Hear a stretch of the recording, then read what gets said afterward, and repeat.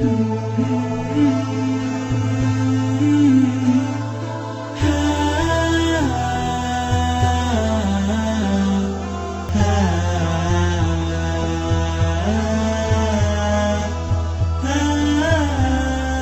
Anda ketahui, di Eropa itu sudah dikumandangkan azan, bahkan disuruh oleh pemerintah kafir, karena mereka temukan penelitian ternyata azan bisa membuat virus ini malah tidak menyebar pada saat azan dikumandangkan. Ya.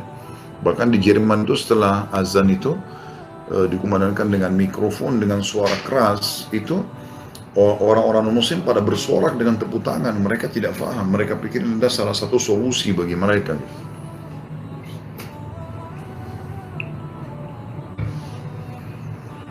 Kemudian setelah salam, bagaimana cara agar tetap istiqomah dalam berhijrah? Ini mirip dengan jawaban saya tadi ya. Anda menuntut ilmu, amalkan ilmu itu, bentuk komunitas ya, dan berdoa kepada Allah SWT. Assalamualaikum warahmatullahi wabarakatuh. Ustaz, apakah saat melakukan ruqyah mandiri harus keadaan suci? Ya, itu lebih afdal. Makin Anda suci, ya, maka makin besar efek dari bacaan itu. Sebagaimana juga kalau Anda setelah itu bacaannya khusyuk, fasih, maka itu jauh lebih baik, lebih berefek. Jadi kalau saya sarankan, Anda mau ruqyah diri sendiri atau Anda diruqyah pun, peruqyah dan yang akan diruqyah lebih baik dalam keadaan berwudu ya. Kemudian pertanyaan selanjutnya, setelah bismillah, Ustaz, kalau sholat witir setelah tarawih, nanti sholat tahajud, sholat witir lagi nggak boleh, nggak usah, satu kali witir saja, sesuai dengan sabda Nabi SAW, la witraini fi laylah, nggak ada dua witir dalam satu malam, ya. Assalamualaikum warahmatullahi wabarakatuh. Afwan mau tanya, kalau pakai cadar, kalau mau sholat harus dibuka cadarnya? Jazakallah khairan. Yang saya tahu iya. Yang saya tahu tentunya iya ya. Tetapi dilihat kondisi dan keadaannya, kayak sekarang dalam masa corona kan itu orang pakai masker, orang pakai cadar itu. Tapi kalau di waktu-waktu tenang memang dibuka cadarnya. Setahu saya begitu.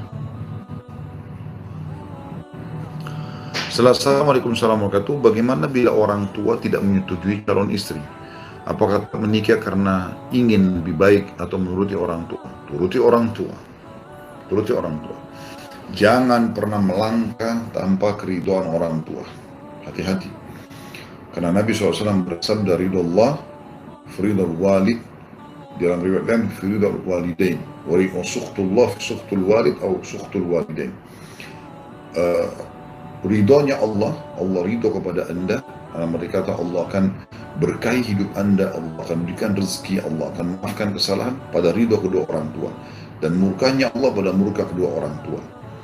Lalu bagaimana kalau belum setuju? Sabar akhi, sabar, berdoa kepada Allah Subhanahu wa Ta'ala, minta agar Allah bukakan hati kedua orang tua. Duduk diskusi dengan santun dan sopan. Kenapa ayah, kenapa ibu, kenapa belum setuju sama calon saya, ada apa? Saya tahunya dia keluarganya ini ayah, ya, tinggalnya di sini, ya, keadaannya seperti ini. Kita gambarkan apa yang membuat kita tertarik untuk menikah sama orang ini. Dan sisi lain juga, saya sudah tertarik dengan dia. Tolong ridhonya ayah, tolong ridhonya ibu. Kita bahasakan begitu, ya. Insya Allah dengan ini, mudah-mudahan hati mereka terbuka. Anda juga kalau temukan misal ada orang orang miskin ya, yang lagi butuh bantuan, maka bantulah ya, bantu dia. Dibantu dengan cara bantu duit, bantu apa, niatkan itu mendekatkan diri kepada Allah SWT dan agar bisa melunakkan hati orang tua Anda. Selanjutnya pertanyaannya,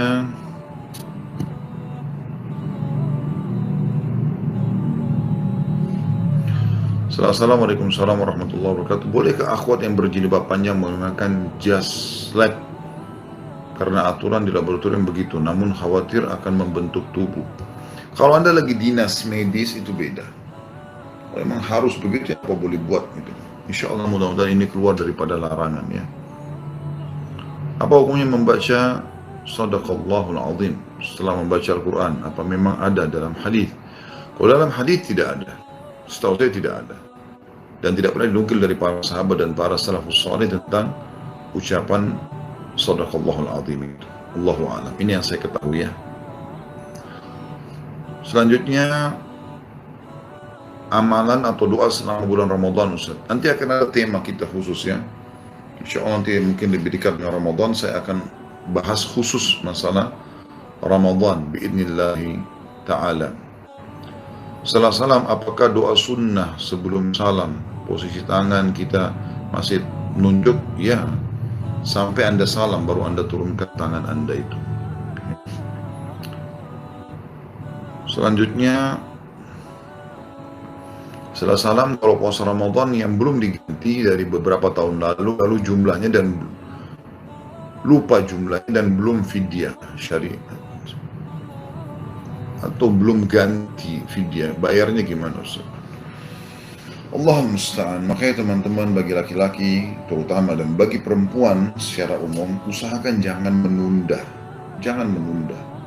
Bayar, kenapa nggak bayar? 11 bulan Anda kemana gitu?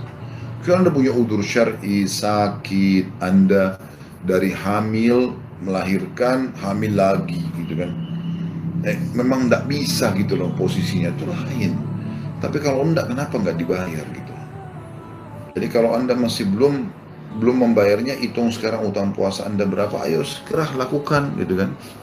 Segera lakukan, dalam arti kata lakukan bayar utang puasa itu, dan setelah dilakukan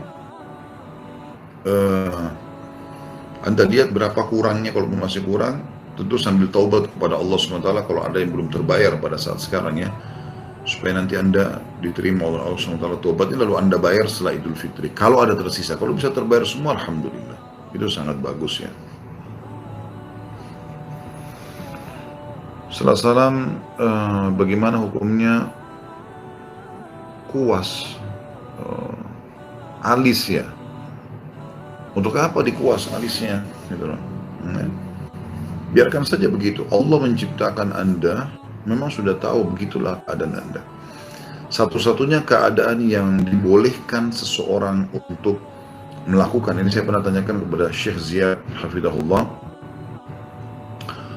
bagaimana kalau seandainya ada orang lahir dalam kondisi cacat misalnya, atau dia lagi hidup terus kemudian kena air panas, ya kan, ditabrak, rusak semua. Disitulah dia bisa melakukan operasi kalau dibutuhkan. Tapi kalau Anda dalam kondisi tidak ada masalah, nggak boleh, ya, tidak boleh melakukan perubahan-perubahan ciptaan Allah Subhanahu wa Ta'ala. Ya. Itu yang saya ketahui. Baik, ini kurang lebih pertanyaan-pertanyaan yang saya bacakan dari Instagram, ya. Saya akan bacakan lagi karena sekitar 24 menit sekarang berjalannya. Saya akan bacakan beberapa sampai setengah jam, baru kita pindah ke YouTube insya Allah. Bagaimana caranya untuk ikhlas dan memaafkan suami selingkuh? Anda ikhlas itu urusan Anda sama Allah SWT.